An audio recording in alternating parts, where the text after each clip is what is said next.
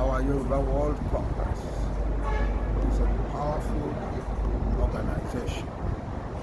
In only 1 year, in fact in less than 1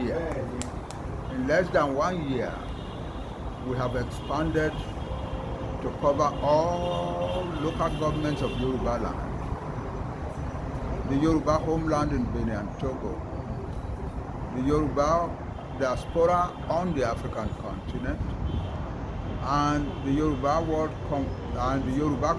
diaspora in almost all countries of the world. As I speak now today, in the middle of September 2020, we have more than 100 Yoruba World Congress chapters located in many diaspora communities around the world.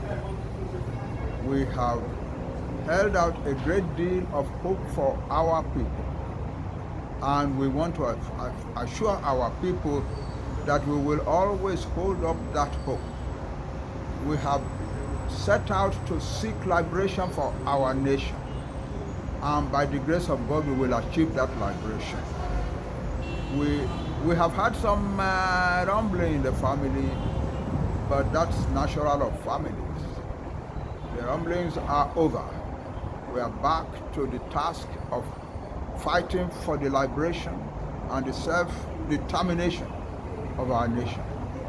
So I want to say, as leader of the Yoruba World Congress, that the battle continues now, more vigorously than ever before. We thank all our Yoruba people everywhere for supporting us as they have done. Thank you very much.